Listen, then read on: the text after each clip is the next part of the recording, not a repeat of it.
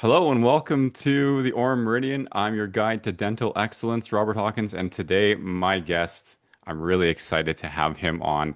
He came all the way he crossed multiple oceans, multiple continents to visit us here in Calgary. That was a couple months ago, I think, wasn't it? It's crazy how fast time flies, but I'm really excited to have him on. Dr. Ahmad Al Hassiny from the Institute of Digital Dentistry. Dr. Ahmad, hello, welcome. Great to see you again. Hey Robert, nice to see you too, man. And big thanks to your team. It was actually amazing to visit you guys in RM Group. So thanks for having me on. Well, I'm excited and nervous for this one because you're a podcast host too. You're an expert in everything. But I had to turn the tables on you because when you came to see me, you came to visit me. You were in a three-piece suit walking through the lab, and you're a lab owner as well too. And I'm like, "What are you doing? With a full three-piece suit walking through the lab?" So I had to put on the proper blazer and shirt and tie, and you're in your scrubs today. So I flipped the tables on you. But for to get started, I wanted to just make sure everyone understands what it is you've built online. So, can you, for all of the listeners on Spotify, on YouTube, watching, can you give them the elevator pitch of what it is you've built with the Institute of Digital Dentistry and how your journey, where you are, how you got to where you are today? Yeah, for sure. So I'm a full-time dentist. I work in New Zealand, out of all places. A beautiful place, but geographically isolated. And I actually work in a family business of dentists. My dad's a dentist, my brother's a dentist, my mum's a dentist. So I don't really have much choice there. And we have a family business of over 43 operatories. I've been a dentist for about 10 years, still full-time practicing because I actually love doing dentistry. And in that practice, we do everything from, single crown to implants, orthodontics, perio work, full mouth rehab, etc. So pretty much everything gets done across those sites. And very early on, I joined my dad's practice after I graduated, and he was one of the first ones to have a scanner in New Zealand. This was back in 2016. So I joined his practice. We're playing around with these scanners. And I just found that the industry, even back then, was very cagey with information, which was really strange to me. I was there, I'm a 90s kid, 1993. I don't look it quite as good these days, but dentistry has had its way on me. Um, so how I navigated things and interacted with the world was like Google and writing, this movie review or this video game review. And that's kind of how IDD basically started. It was just a passion project. I was just sharing information because soon after I joined the practice, we bought more scanners, and this was the time before all the KOL stuff. So we're actually buying all these scanners and trying them out and finding issues with them. So I just wrote reviews on these different products, and that has grown significantly over this past 7 years. I think we're one of the most visited websites now in digital dentistry education. I think we get over 1 million page views per year. We have a subscriber base of over 70,000 now. We work with all the different digital dentistry companies. I need to pick up better hobbies, but for some reason I have over 30 scanners in my practice just because I'm testing them, etc. And so that education piece grew a lot from writing blogs to having a full, 10 staff member team helping me write the education, record the education. We do a lot of live education in New Zealand and Australia, but because of my geographic isolation, we pivoted to online very early on because I could see a lot of people seeing us from USA, Europe, etc. So we built the online platform. From there, we still do a lot of the media stuff and the reviews and the TikTok and the social media and all of that. And as of late, we've also gotten into distribution in Australia, New Zealand, and Canada to kind of be a player in that whole customer journey because for the longest time I keep getting asked which scanner should I buy, and I just tell them some recommendations, and that was the end of the journey. But now we can basically guide someone from what to buy, how to equip your practice or your lab, and how to get the education to make it go very successfully for you. Well, as one of the biggest labs in North America, we get that question all the time as well too. What scanner should I buy? And you can wear your lab hat or your scrubs to answer as well too. But typically, we say whichever one you're the most comfortable with, whichever the one you feel fits your needs clinically, ultimately what I need out of it is an accurate STL. I need an accurate scan. That's what I need. I don't really, I'm going to say something controversial. I don't really care what scanner you buy. You give me, you follow the scan protocols, you give me an accurate scan. That's what I need to make it work, right? And so I don't know if you agree with that or not, but I do have to ask one question about from your opening statement there. You said back in, was it 2006, your dad bought the first scanner in New Zealand. Which one was it? E4D. Okay. Do you Yeah, you still know have of all the 30 scanners yeah, you have yeah. on the desk in your office, do you still have that one? Yeah, actually, we have like a little, storage unit where we keep a lot of the supplies for all our clinics, and it is still there. I think I will always keep that thing because it's always nice to see it. I mean, it's fascinating looking at that thing because in 20 years, how far the market has come. For those who are not familiar, that scanner was a point and shoot camera, totally monochrome. The resolution on the screen was totally garbage. Yeah. And look, credit to my dad. He persevered. It wasn't easy. He struggled for like years with that thing. And he always says he has this funny story where he called Henry Schein, because of course we bought it from Henry Schein. And Hmm. at one point, he told them, "Pick it up, take it out of my office. I don't want it anymore." But they couldn't; they wouldn't give a refund. So we just persevered and persevered, and very fortunate because obviously digital dentistry is the hottest topic now, and everyone's so interested in it. So I've been right place, right time, I think. And I have to agree with you. Look, scanners now. I don't know if I would have agreed 10 years ago if there was clear differences between scanners, but Hmm. now look, unless you avoid the cheapest scanner on the market, and anyone in North America really should be, guys. I mean, if you're buying your medical professional equipment off eBay, you probably should think a little. But most products, from the most economical now to the premium, they all work for basic indications. There is Yeah. a caveat, and I write this a lot on the IDD blog, which is totally free, by the way, guys. I write a lot of reviews. Um, the two caveats now are edentulous scanning and full arch Hmm. implant scanning. There's a Excellent. very clear distinction between all the different scanners. And I show videos of this all the time. I just do run a screen recording, get a patient, scan them with like 10 scanners, poor patients, I know. I do it very fast though. And then I just talk about it. Like, what are the differences beyond what's on the marketing pamphlets? Yeah, that's a really good, if you're listening or watching, you can tell Dr. Ahmad knows what the heck he's talking about because those are absolutely the two things, scanning a dentulus, scanning the palatal markers on a patient if you're doing a denture. Absolutely, there is still a discrepancy between good scanners, better scanners, and the best ones. There is a big discrepancy. And of course, full arch, where that passivity on the abutments, you need that accuracy for sure. Otherwise, you're going to have a lot of headaches going down the road when you go to restore with the prosthesis.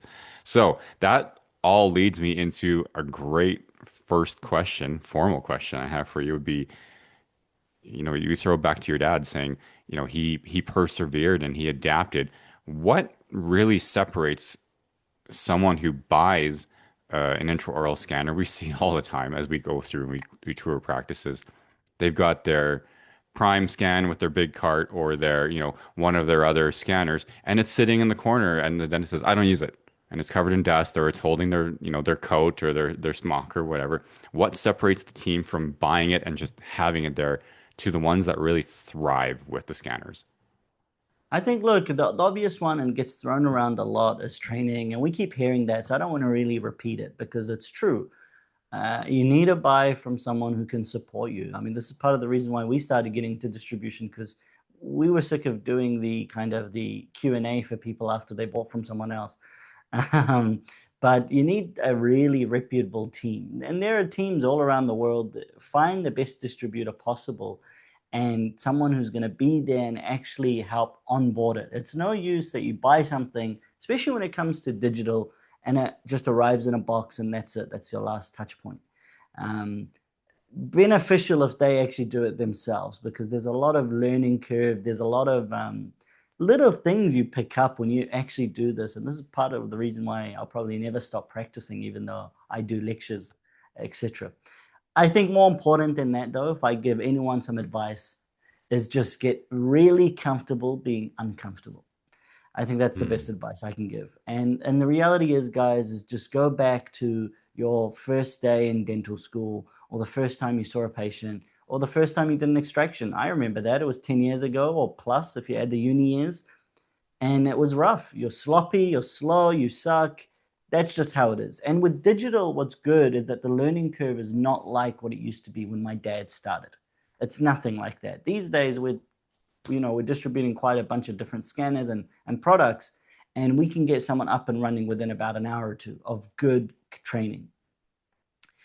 However, you need to be comfortable with that learning curve process. You need to be a little bit humble, a bit easy on yourself, that you've been doing silicon impressions for 20, 30 years. This is, to begin with, going to feel slow. This is going to feel clunky. But once you master it, you never look back. And the reality is that, we always used to say, don't fall behind, but the ship has sailed, guys. Like, if you're not doing digital within the next 5 years, I don't know what to say. It's a bit like someone saying they still do amalgam fillings. It's a bit weird. That's just where the industry is going. It is weird, isn't it? And it's weird to hear. We don't come across it a lot anymore, although our mix, I don't know, on the other side of the world where you are in terms of receiving digital versus analog, but it's surprisingly a lot of people are still doing analog. There's still a few indications where you may need to, but for the most part, I feel like you can do everything digitally. So it's it's but it is truly, like you said, it is really impressive how far and how fast it's come along to being where it is completely accurate. Speaking of real world benefits and limitations, what would you say those are with where we're at now? Despite how far along we've come, what are some of the limitations of same day dentistry so far? Look, I would say if we take a step back and say some of the limitations of digital, you talk about a great point about, why would you need to pick up the impression? Why would you need to pick up the silicon? And guys, I work just like you, full time. I don't do gentleman hours, 9 to 2 or something like that. I'm working 9 to 6. I mean, look at me. It looks like I do a full day of dentistry. But the only time I'm picking up impression is really edentulous patients, where I feel like when I'm scanning the edentulous, there's some stitching errors, and I'm not 100% confident with my scan. And I'm like, look, I really want suction on this patient. Let me just do an impression. And I wouldn't even do it to begin with. I still take an edentulous scan, and then I send it to my lab and tell them make me a printed denture that basically acts as the tray for the wash impression and the bite for the OVD, which I can adjust. That's the Yeah. workflow for digital dentures. Yeah. Um, Failing that, I basically never take impression ever. And I always tell people, if you're really getting to scanning, all the impression material in your practice should expire. And this is not some snake oil salesman trying to tell you this, or it's just reality, guys. You should never need to pick up an impression ever again. I certainly seldom do. Maybe I'm taking 4 or 5 impressions a year. In regards to the limitations, look, same day dentistry is a different kettle of fish, because one thing is like the acquisition and the digital. Hmm. Same day dentistry is you're starting to get into printing or milling. And I would say there's some limitations in both technologies. And obviously, they're both duking it out at the moment. We have a lot of mills in our practice because, like RM, we're like a miniature RM group. I have 6 technicians. Um, and we have a bunch of mills, the PM7, Aman Gurbach mill, we're getting an A-Dite mill, we've got a bunch of chairside mills, etc. Printers, we've basically got all the chairside printers and a couple of lab ones. I would say the main limitation now is just investment cost. And with printing, that's going down. The other thing is just a bit of philosophy. Like, do you want to do this in your practice? And we had a good chat about this, Robert. Look, Hmm. of course, the unicorn thing that everyone wants to do is do everything digital. The reality is that not everyone's going to do everything digital, and even if you do, you're going to pick and choose your battles. You may print maybe a couple of crowns or inlays or onlays or something like that, but I strongly believe the vast majority of dentists need to rely on a good digital lab. And this is not just a pitch to ARM group. They didn't pay me to say this, but you need to align yourself with, just like a good distributor to train you, a really good digital lab that knows the entire workflow to support you. Because even if you get into same day dentistry, very few, or if anyone, is going to be doing same day full of mouth rehabs. same day veneers, same day this and that. And for those cases where you don't want to be sitting after work designing for 3, 4 hours, you need to lean on a really good lab. And I think that's kind of where we stand at the moment. I don't believe for a second digital dentistry is going to go after all the labs. I do believe all the labs out there are going to have to, again, be comfortable feeling uncomfortable, because the bread and butter of lab work, the single crown, will eventually dry up or completely reduce in volume. This sort of single crown work is something that can easily be done by clinicians. Definitely not maybe to the standard of labs, but I think most things are going to be more advanced stuff. And that's where you have that relationship. And I think that's the main limitations. It's just being really realistic in what you're trying to achieve. Can you achieve it? Do you have the personnel? Do you have the training? Do you have the staff? That's what I would say. Yeah, I completely agree with you in terms of supporting the idea that more and more is it going to be accessible to do chairside, especially for single unit posteriors, for bruxism guards, for dentures. Absolutely, that's happening. We're supporting that. We're supporting our clinicians already. What I've heard from a lot of the distributors, a lot of the manufacturers is that they still need for the more complex cases, for the more advanced aesthetic cases, a great digital lab still cannot be replaced. No. It's probably coming at some point. It's probably still, another 5 or so years down the road where you've got a reliable solution. But again, I think the biggest barrier, like you accurately pointed out, is do you have the ecosystem in your practice to support all of that production? And what happens when something goes wrong? At least now, if something goes wrong or doesn't fit, you can sort of blame the lab to the patient, right? Where if you're The doing it lab all screwed it yourself, up. you have only your own team to blame. You have I to own it don't get yourself. it. Don't misunderstand it. Even when I do it wrong and something goes wrong, I still say to the patient, "Oh, the lab screwed it up." Yeah, exactly. Yeah, we know that. We know. That's a great one. But I would say, the CAD piece is interesting, and not to really dwell on this too long, but for anyone listening, the CAD piece is the big unlock. Yes, running milling machines is kind of complicated. It's not that bad. There's a learning curve. Running printers is even easier. It's the CAD. Who's going to do your design for you? That's really the big barrier here. And don't underestimate that, guys. I wouldn't buy too much into what's on social media and all of that. Look, I do believe everyone's different, and there's some incredible clinicians who are very comfortable learning Exocad, spending the hours, designing after work, or blocking out hours of their book to do this.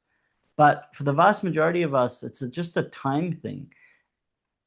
When are you going to do these designs? Are you going to block out some of your hours in chairside? Well, that takes away money from you, of course. Or are you going to do it with a lab and just let them do it and work with them? These are the big, question marks and that people need to figure out to get into same-day dentistry. The other thing is, of course, AI, which you touch on.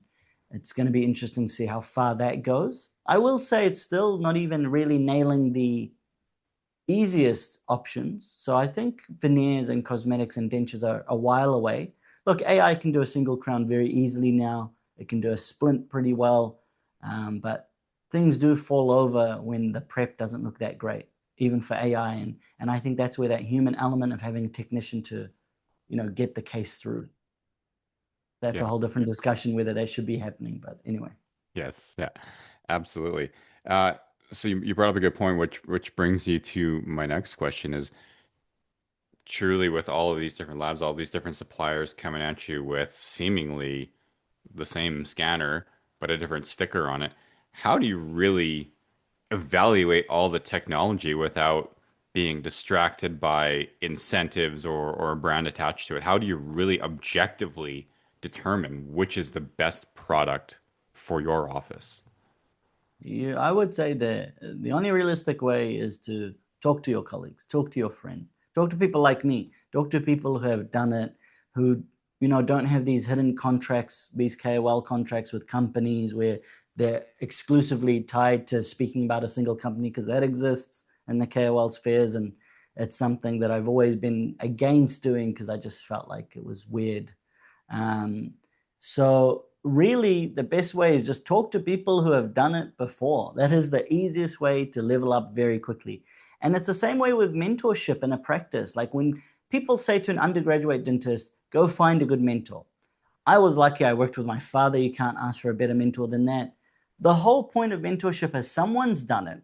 Someone knows all the pitfalls. They've tried and tested all the ways. And rather than you going through all the pain and punishment of trial and error, they can give you a leg up and tell you, look, this is the best way, and you can take your learning from there. And I think investing to technology is the same. The easiest way is to talk to people who have done it before you. I mean, we publish reviews all the time, and this is why our website is so viewed because it's all for free. I put all the information out there on the reviews, on the podcast, everything's there for you for free. But reading a whole bunch of things these days is not for everyone, especially in the TikTok era. We don't really have attention spans for that. So simply just ask your friend, someone who's done what you want to do. Ask them, how did you achieve it? And at the very least, they can help you. Well, it goes back to your point earlier of being comfortable with being uncomfortable, being vulnerable to ask the question of, I don't know, what do you think about this one? I mean, I'm a part of the Unity Study Club for Seattle Study Club here in Alberta, and they ask all the time very vulnerable questions like that because there's an environment in the WhatsApp group chat that says, hey, like just this morning, there was a text, which curing light should I use? And there was, 10 responses, very easy to say, I've used this. This is the problem I have with this one. I think this is what they're having. It was so clear and totally, I don't want to say it was unbiased, but it was genuine. For sure, it was Yeah. a genuine response. So The easiest that's way to learn is from people who actually do it. And even ask your labs. mhm, Like labs are good. Unless they sell a specific scanner, then it gets a little complicated. But labs are incredible for this because they see it all. They've mhm, seen all the scans, they see all the scan data, they know which scanners don't look that great. And I think, Robert, you agree, most work these days, it's not a big yeah. deal. But from there, it's just get some good support. Make sure when you buy a scanner, you're buying one that fits your practice and someone's going to support you. And then you will be just fine. And sometimes the support is from your colleagues. Like if you buy a similar scanner to your colleague, they can help you troubleshoot stuff rather than just going for the cheapest sticker price and trying to buy a scanner from eBay and then struggling with it and then it collects dust, like you say. Buying a scanner from eBay is crazy work. I can't even imagine doing that with whatever is left on that scanner, data-wise, proprietary patient information. Goodness. Um, my next question would be, because you've seen this a lot and you've probably done it a few times yourself, along with your father, would be, what is the most common mistake practices make when adopting new digital technology, and how do you avoid it? I would say just not setting up the time to really learn and train. And again, you have to set up the time, and you have to figure out when am I going to actually put time aside to learn this. No, the 5-10 minute gaps between patients is not the time. After work, I'm a clinician like you guys, man. I know what it feels like after you've done a heavy day of dentistry. Your brain is mush, your back hurts, and you don't want to learn anything. You just want to go home and just mellow out. So after work is probably not a good time, and the 10 minutes before your work is not a good time.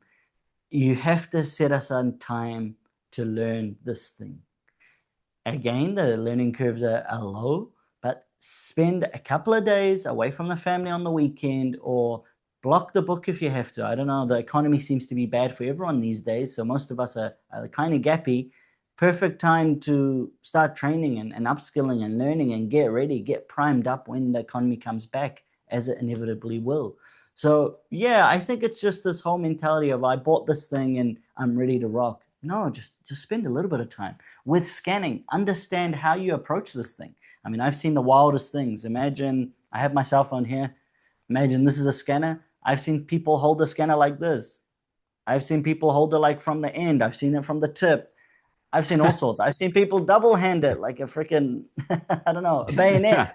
So even the most basic things like that, where people that have been talking about digital so much, we're a little bit disconnected and very, there's a big chasm now between those who do digital all day every day and those who are trying to start, and we kind of forget that starting point is, like you say, very vulnerable, and you have to just learn the basics. Get in touch with someone to show you what is a Mhm. scan strategy, Why can't you do edentulous scans, but the other guy down the road can do them all day, every day? What is the difference? It's the same scanner, it's the same tissues. Get really familiar with the terminology, the lingo. And trust me, it's not quite as bad as orthodontics. I got into fixed braces and started doing orthodontics. They gave me a depression for like 1 year to learn that. So digital isn't quite that bad. But there's new terminology like with 3D printing, layer thickness, the microns you have to deal with, build platform, resin tray. Where do the supports go? Why do they go there? It's just a whole language. I promise you, more than a couple of sessions with someone who's really invested in you, either a distributor, either a manufacturer, or a lab who can come in there and teach you, and you'll be just fine. But it's just setting aside time. And the other thing I would say is all or nothing. That's always the approach I've taken with dentistry in general. I've committed and dedicated my life to this profession, and it's kind of like the burn the boats mentality. You can't go into digital, we call it in New Zealand, half-assed. I don't know if you say that in Canada, Of but course, yeah. good. Um, so it's just all or nothing. Like you have to, within yourself, not just buy a piece of technology and be like, oh, great, I'm a digital dentist. Within yourself and your philosophy for your practice, because the practice owner leads the practice, you have to be 100% in that we're going to learn this thing, whatever it takes. We know it works. People are doing it all around the world. It's not some maverick thing anymore. And that's the mentality you have to go in. And that's how you're going to master this. If you kind of do it and I bought it, like I've heard some funny things. I've heard people buy printers because they like the look of them. And it's to go into the waiting room and all sorts of things. And it's a bit like, okay, that's probably not the approach to master tech, but definitely it's just burn the boats, go all in, do the training, set aside the time. And it's not an uncharted path anymore like 10 years ago. Guys, when I was doing digital 10 years ago, you couldn't even get a price easily from a sales rep or a distributor like Henry Schein. Mhm. You couldn't even easily compare what's the differences between scanners. No one really knew how to use the bloody things, let alone the reps. These days, it's not like that. It's not this crazy uncharted path that you have to figure out on your own. Pretty much all the workflows are established. Most people know how to do them. Some people are really pushing them to the edge, and just go piggyback on someone that's already done it and they can show you how to do it. I love that, and I'll add one thing to that as well too, is if you're working with one or two labs, or you've got a main lab, whoever it may be, hopefully it's Orem, you're getting a new scanner, and it's possible, bring the lab tech in, bring the manager, the one who's receiving the scans, because quite oftentimes we don't actually get to play with the scanners. We can see online tutorials from the Institute of Digital Dentistry. We can see from the distributors and trade shows we're at. But to actually scan people, to actually be scanned and experience it, that's so much more intuitive and powerful. So then when you're with a patient later on, you can say, oh yeah, I remember we did this. Oh, try this way. Remember this worked for us. And it gives us so much more perspective. And then you can also try and scan 10 different scanners like Dr. Ahmad does as well too sometimes if you have them in your office. So we'd be happy to help you out with that to find the best one that works for everyone is the end goal, right? Yeah. So we'll go with that. Tell me, speaking of 10 different scanners, what is the emerging tech and the trend that will shape the next generation of dental care in your mind? I think it's restorative 3D printing. I think it's a beaten horse, quite badly beaten, and I think a lot of people are getting sick and tired of hearing it. But I do really think we're getting really close to some of these restorative 3D printers being at least acceptable. I mean, before they weren't. It was, Hmm. you know, it was just the pioneers doing it because they love tech and they love being the first and all of that that comes with it. But nowadays, with some of these restorative 3D printers, they're getting pretty damn good. They shine to a high shine. They look pretty good. The wear element still has to be measured and monitored over the next few years. But I really think if these restorative 3D printing resins emerge as a suitable um, kind of like middle of the road restorative option, it could really shake up dentistry, I think. Shake up in many ways in the sense of offering patients something that's quite decent at a lower cost to ceramics. I think it may change our perception of why we need 1,500 megapascals, etc. But again, I'm just talking about single units, quadrant Hmm. dentistry. I don't believe 3D printing is going to be this killer of zirconia and Emax. I think that's just a quite a silly perspective to have where everything has to be this versus that. To me, how I see it is another tool in the toolbox. But we're seeing that in general, 3D printing is growing massively in dentistry. I mean, nowadays the estimates are around 20 to 25% of labs in the US, sorry, clinics in the US have printers. Labs are already basically 99%. They always are the Hmm. first to adopt technology. Um, so 3D printing is a big one, and I think it's a natural transition for most people. You get a scanner, you're probably going to get a printer, and then you're going to get comfortable getting uncomfortable. You're going to go through a learning phase of learning what a printer is. How do you train your staff? How do you run a printer? Why do you run a printer? Why should you print models and maybe splints in house and dip your toes maybe into restoratives? And there's no real right or wrong answer to how far you go with that in your practice. Everyone is different. Like we went all the way. We now employ 6 technicians because technicians are really important. Um, so I think again, printing is really cool. Apart from that, to be honest, Robert, I think scanners itself is kind of commoditized. We saw some big moves in the industry, like with the Elite IPG, which basically disrupted photogrammetry, and then all the other companies made their version of that. But scanner hardware themselves and scanning, personally, I believe is totally commoditized now. I mean, if you compare the top 5 scanners on the market, they all work and they all do everything very well. So now I think it's the focus really for companies because they want you to buy their products is going to shift from just selling hardware to selling services, selling workflows, selling these sort of things. And that's going to be interesting to see how that unfolds. Hmm. Great answer. I like it. Uh, I want to get some wisdom bites from you, some rapid fire off the top of your head. And it doesn't have to be about digital dentistry. I know that's your wheelhouse, your sweet spot, but it can be dentistry, it can be perio, ortho, anything that you're doing in your New Zealand empire down there. You can answer it. Okay, so wisdom bites number one. What is one mistake you made that taught you something valuable? Can I? I'll add two. So when I first graduated, I thought I was a pretty good dentist, and most dental students think they're really amazing. And I can remember I went into my father's practice and I asked him, "Where's the amalgam?" Because that's what I trained on in dental school. And he just laughed as a good father and said, "Well, my son's cute and he's a bit of an idiot." But I thought, what's my dad doing? He's not using amalgam. So I think just be a little bit humble is probably a good thing. I think across the board. And one thing that really humbled me was how many times I needed to ask for help. And again, be comfortable in asking for help. I think that's what shaped me into the clinician I am now. And I'm very comfortable doing basically most things in dentistry, maybe except just advanced periosurgery, which Hmm. I respect the periodontists for doing this. Um, Starting off, I used to need help with just single extractions, and and always asking my dad for help until you get the ropes and then you're proficient. So I think it's be kind and be humble to yourself.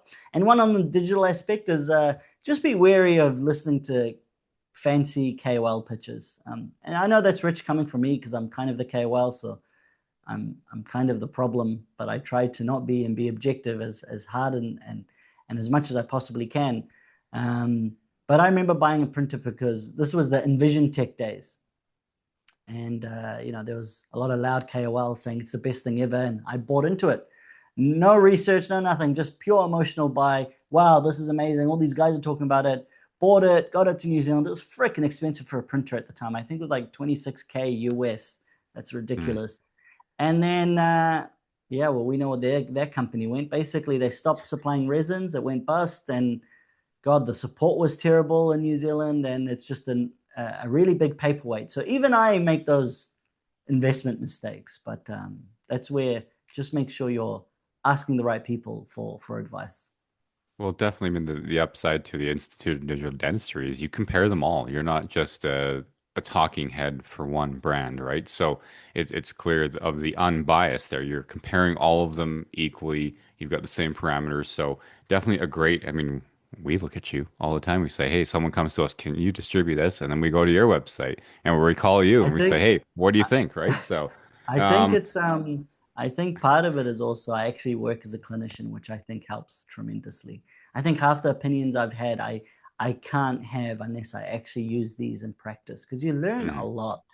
I think just lecturing about this stuff, I strongly believe the day I stop working is the day I'll stop lecturing about this because I just won't feel comfortable about it. I don't want to be that guy who just does the lecture circuit but is kind of yeah, disconnected to how this stuff actually works in real life in real clinics. So yeah, yeah, we've tried to toe the line and really give people information they can trust. yeah. I like it. Okay, so wisdom bites question number two. One thing, you can only choose one. One thing we're getting wrong in dentistry today. Oh, that is a good one. I think it's I would say the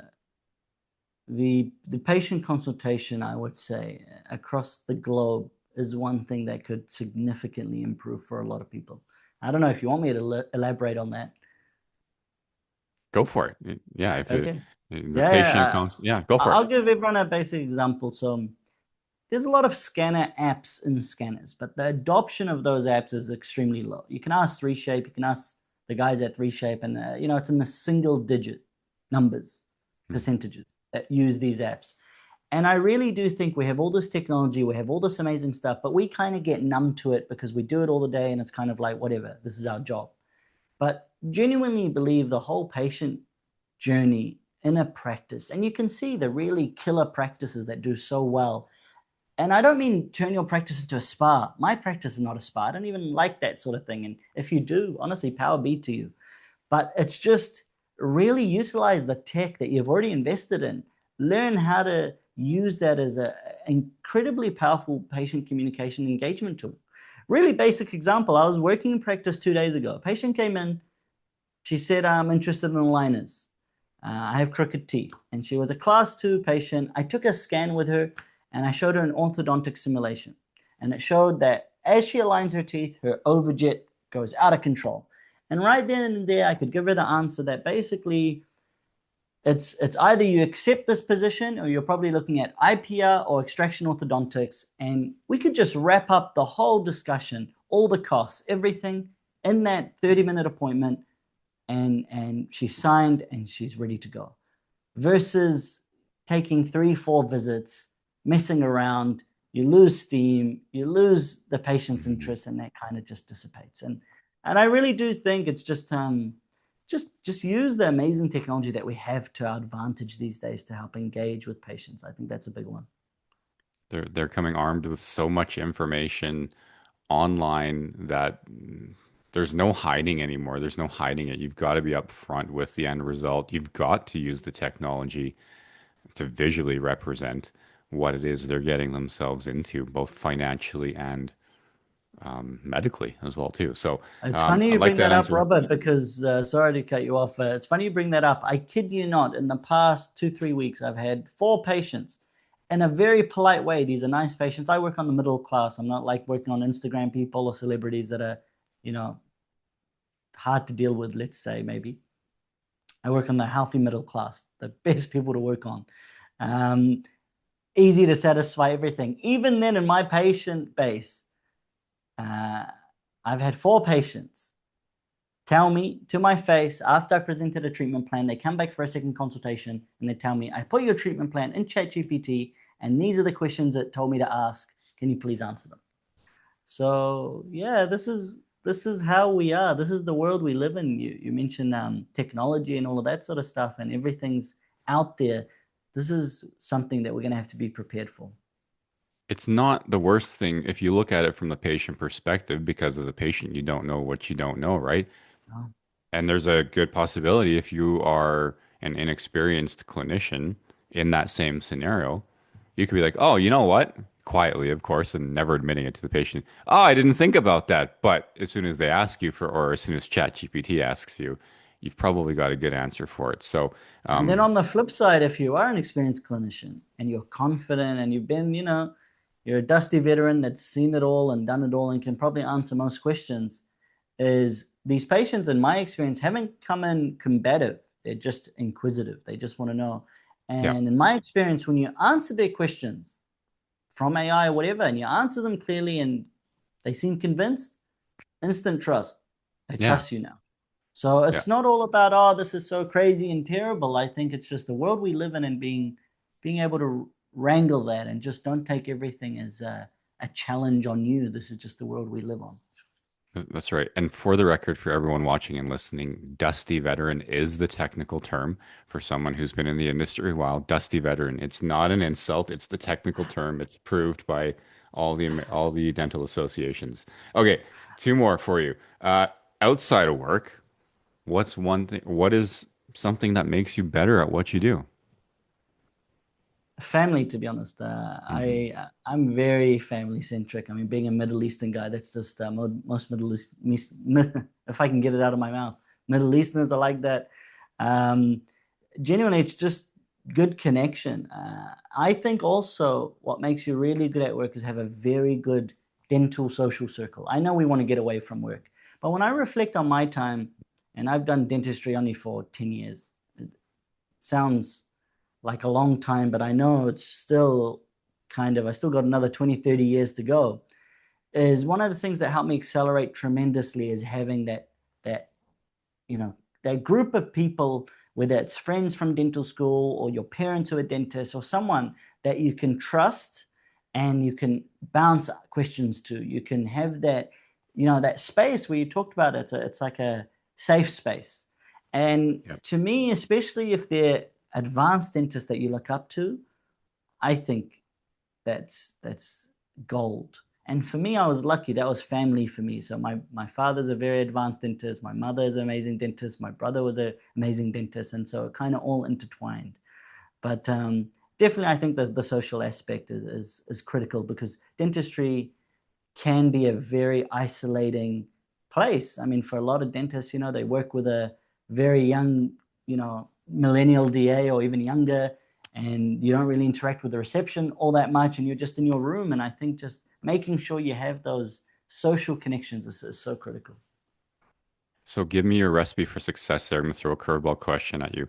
We hear so much in this industry of people who work with their family day in and day out.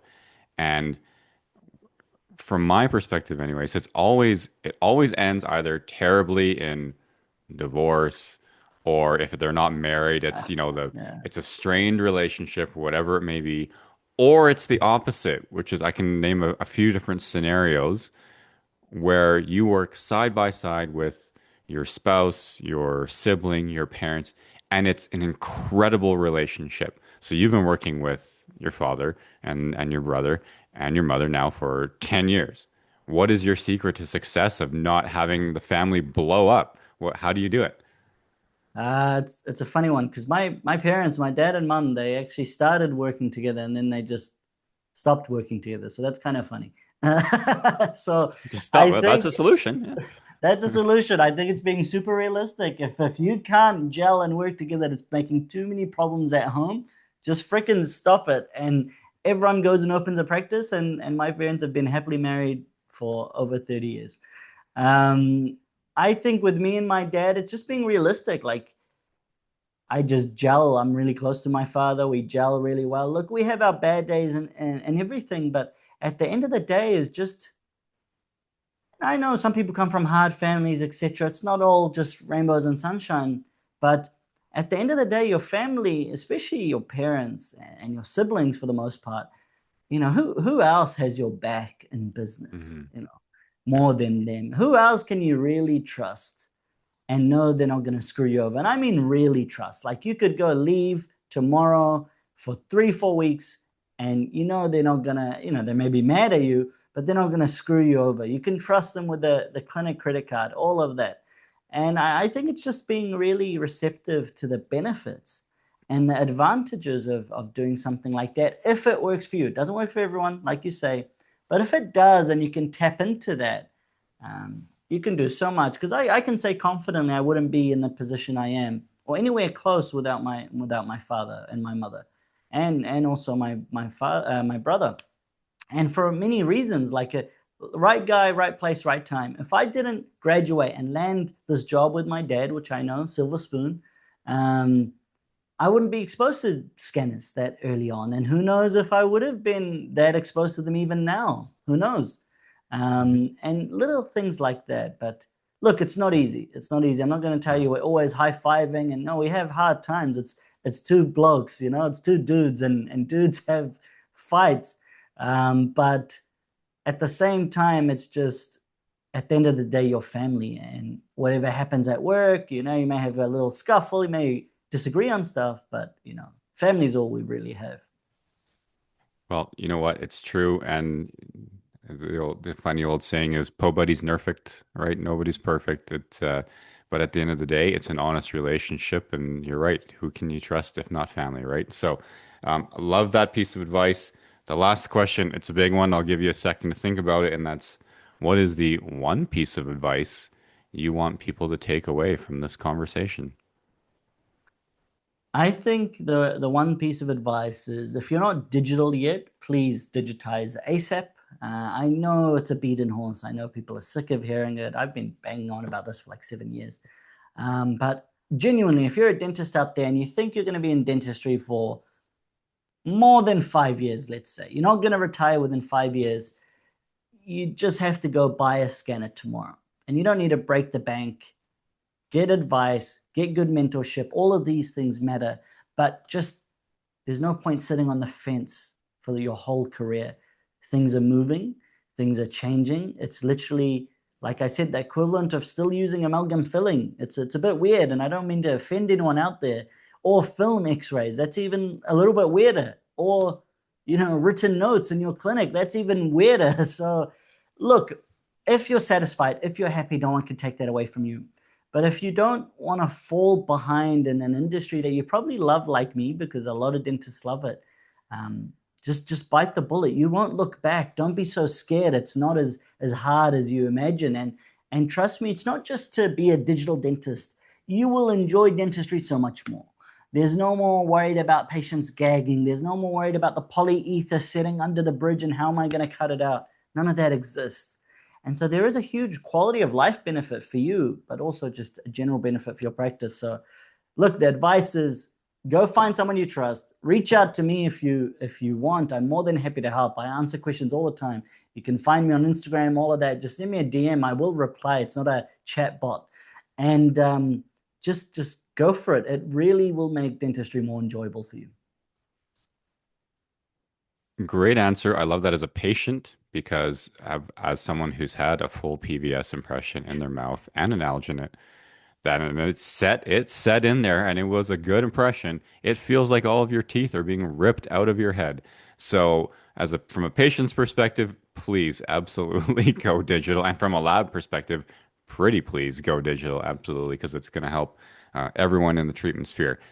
Dr. Ahmad, thank you so much. For people who are listening, you can find out more about his online presence, instituteofdigitaldentistry.com.